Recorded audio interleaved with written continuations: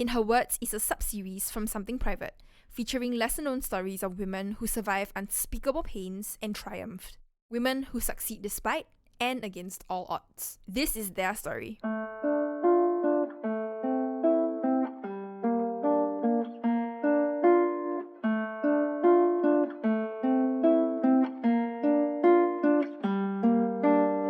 This is the thing. It's like the toughest thing is like you're not heard, right? You know, you're like kind of like your voice doesn't matter. Nobody wanted to hear me. I'm Chinese American and I've been living in Singapore for quite a number of years. I was sexually assaulted.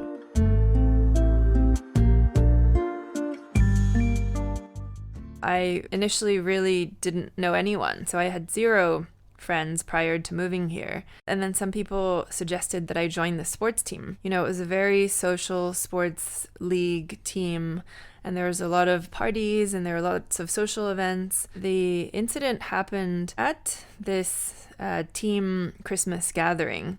The captain of the team's condo, so he had a really big swimming pool. There was food, there was like lots of alcohol. So a lot of sports teams sometimes in Singapore, I've noticed, or even in general, bankers, they drink a lot. The captain of our team, he was like quite shy and a reserved guy, but very tall and very muscular. But when he drank, like people would be like, oh no, it's his drunk side coming out. He would be so loud and so arrogant and so like alpha male.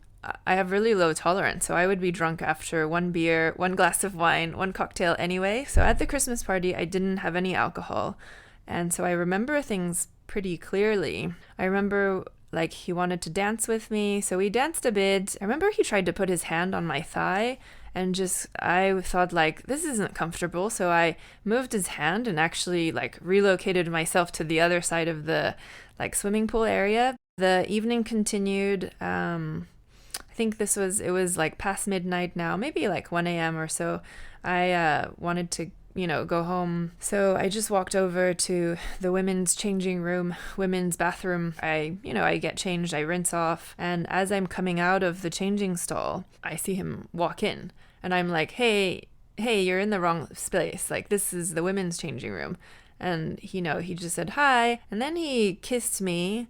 And then I thought like, oh, like, how do I get out of this? But, maybe he's just drunk and I can just push him off and like get out of there. But I mean, he was substantially bigger than me. And so the kissing continued and then he pushed me back into the changing room stall. He locked the door and then with his arm or elbow pushed me against the wall. And then at this point, I was terrified. Like I was being pushed so hard up against the wall, I thought like this is actually pretty dangerous. Like I could get hurt. But I did try to push him off. I mean, I always, maybe as women, I always like blame myself. Like I could have done so much more to escape.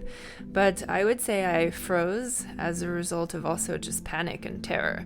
I thought like, oh my God, I don't want to be like beaten up. And how he's pushing me against this wall is I can't even move. I still had my dress on. Yeah, and then he removed my underwear and then began to violate me.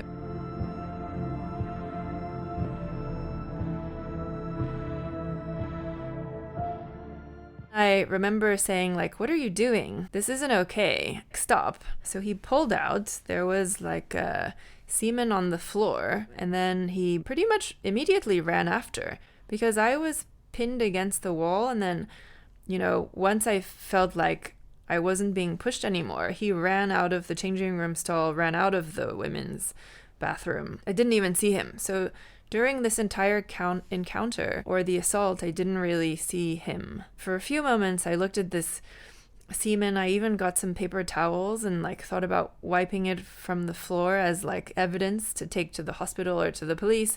And then I just thought like, oh, this is so disgusting. I just want to get back into my bed and pretend this never happened.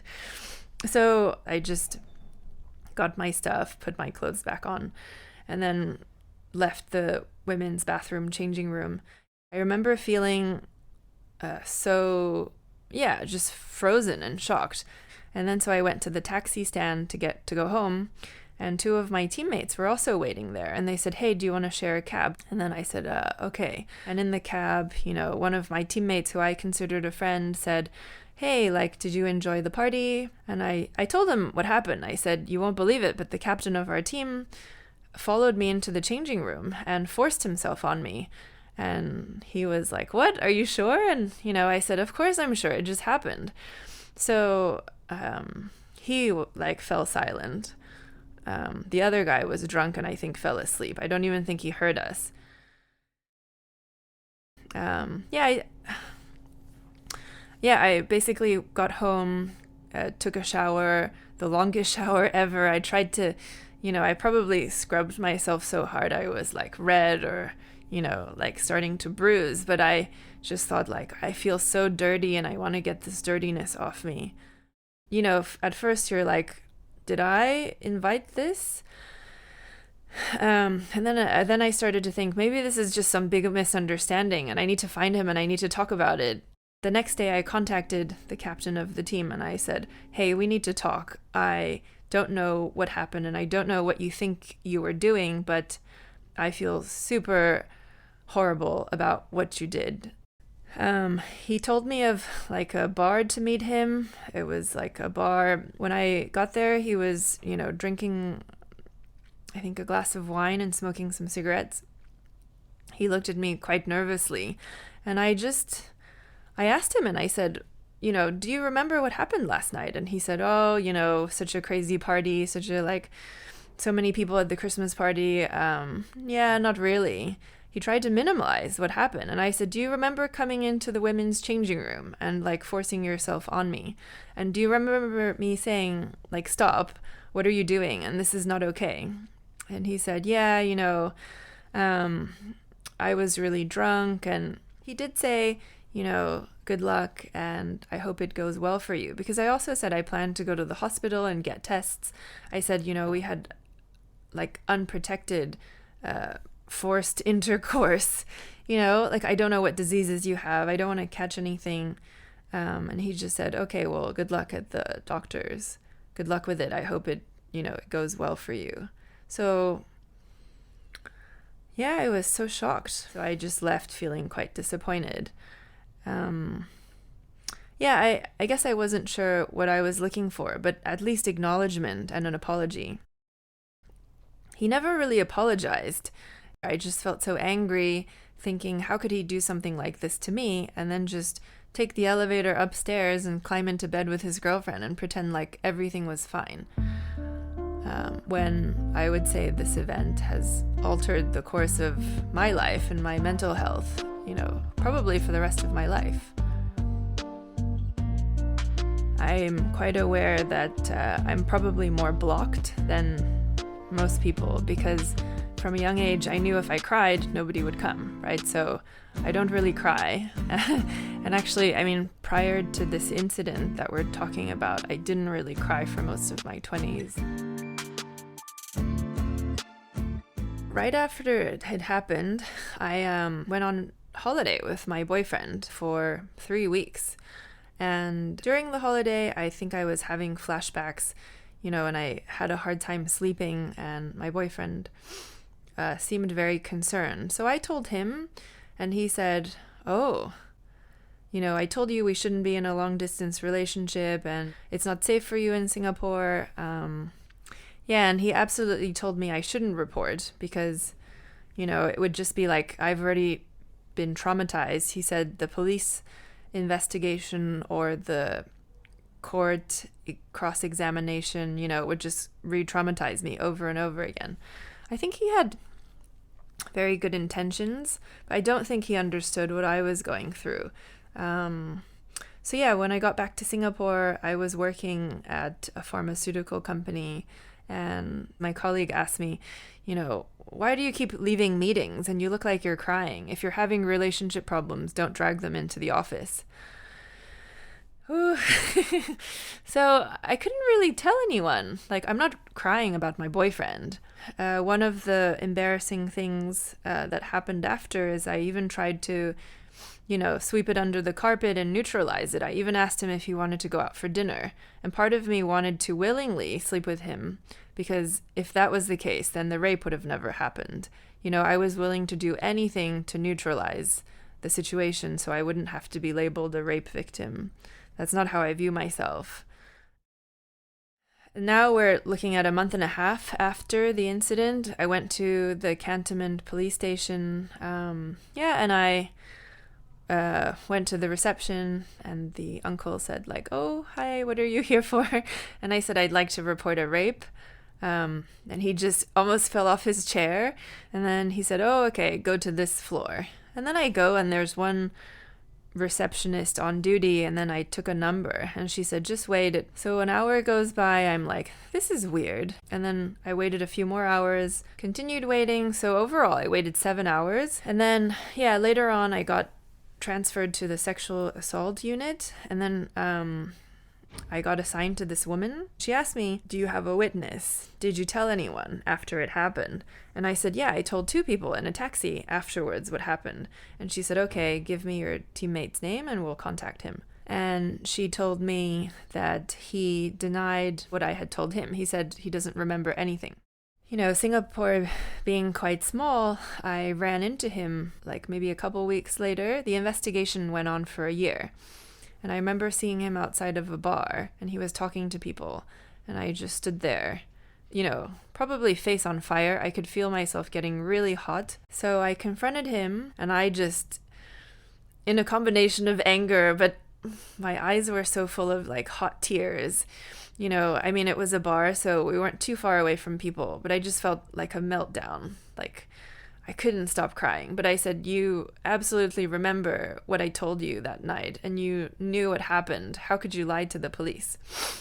And he just looked at me and he said, "Well, the captain is one of my best friends." So then he walked away from me. So I just stood there feeling really humiliated. I talked to the team. The team has this executive committee who I thought if I told them, they would know what to do. And they basically said, "Oh, the captain already told us what happened. We're all friends with him, way better friends with him than we are with you. And also we want to win nationals this year. He's going to continue being the captain, and you, since you're a new member to the team, you are kicked off. Please don't contact us again." I was furious. I probably still am pretty furious. So angry. I can't even... I tried to tell a few friends about what happened. There was a friend of mine on the team, his girlfriend, now wife, messaged me and said, "Hey, I heard that you're going through a tough time. Do you want to grab a coffee?" I didn't really have friends in Singapore other than my teammates. So I said, "Yeah, I'd love to." So I met with her to have a coffee, and I told her what happened. And instead of any comfort, she actually said, "If you transfer me money, we're going on this awesome holiday with this group of people." She basically tried to sell me some travel club timeshare, and she's like, "If you transfer me money now, then you can go on our next holiday next month." And I just felt it's does nobody want to hear how I feel or what happened, and does nobody care? I honestly felt like nobody cared, and, starting to think maybe I had done something wrong, because I was getting punished by my team, and also sort of punished by the police, right? I started to blame myself a lot more, and that's sort of when I was in a pretty negative headspace. Yeah, I really felt the toughest thing was not being heard.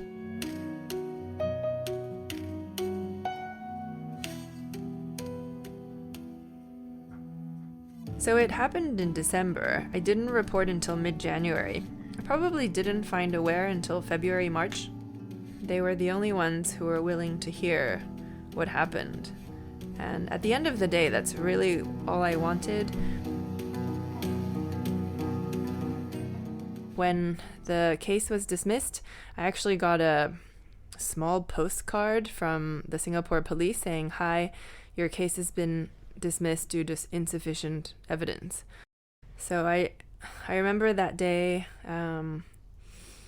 yeah, just like being in my room. I was supposed to have dinner with some friends, and then I just locked myself up in my room, and I, for the entire evening, just felt quite sad and journaled and cried.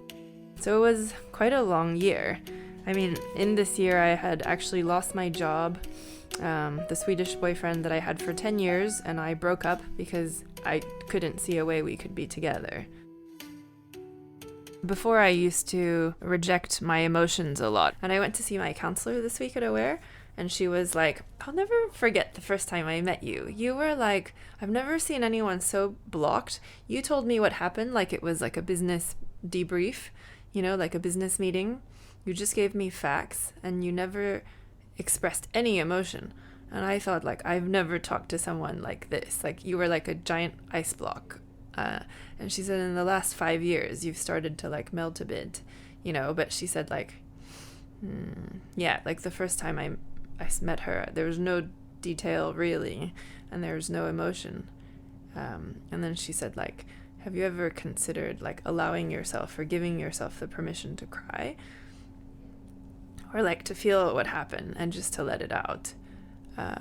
Yeah, they always do this. It's like psychologists, like, they type in this code that unravels all this armor you wear, and then you're just like a kid, like sobbing uncontrollably. So my counselor at Aware always said, set an intention, but don't be attached to the outcome. And that was one of the things that was super helpful. So initially I was very upset that the case got dismissed, but my intention is that this never, or if I can help this not happen to other women, I would. I wish at the time, maybe, I guess for me, 5 years ago, if someone had just told me, like, stop blaming yourself, stop, like, harshly criticizing yourself, stop saying what you could have done more. If someone could have just told me, like, accept how you feel, and if you don't feel like getting out of bed today, that's okay, and you don't have to be hard on yourself for not being productive or efficient, If I had just given myself permission to be sad, to take a time out, instead of struggling against all of my voices and myself, yeah, if I just gave myself a hug or went to the spa and got a massage, I think the easier you can be on yourself, the better. And we are by ourselves most of the time. So it's so important to have that comforting, accepting, non-judgmental, supportive relationship with yourself.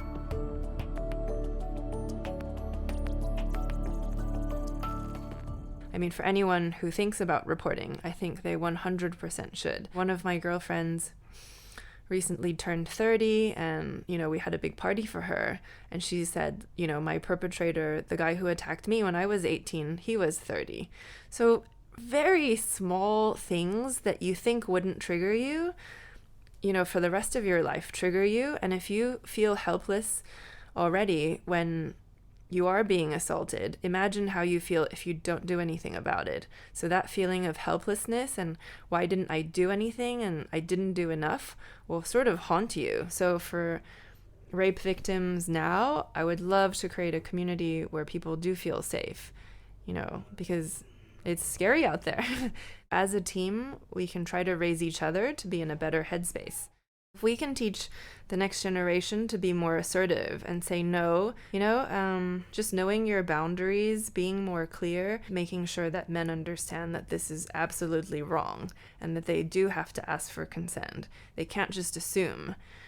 But also, as a woman, just evaluating what are your options and knowing what to do if something like this does happen to you. Yeah, like teaching people what's a healthy way to touch, what are boundaries between men and women, and how to respect those. Getting a dialogue going sooner rather than later.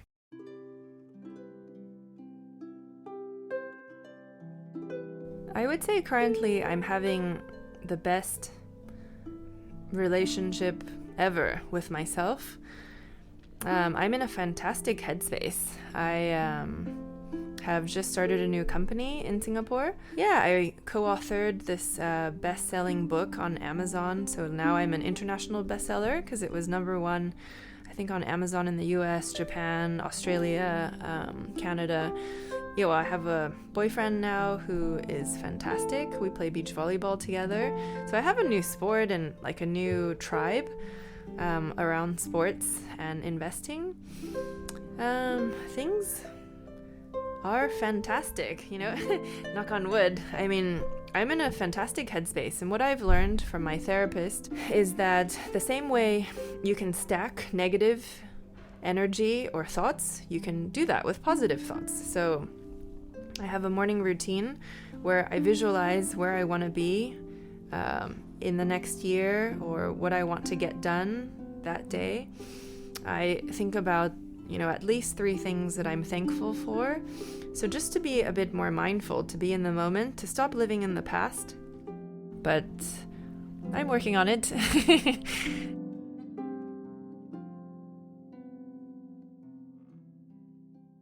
Subscribe on Spotify, iTunes, and Google Podcasts to be the first to get notified for new episodes that come out every Thursday. You can find me at Something Private or follow me on Instagram at Something Private Pod. See you guys next week.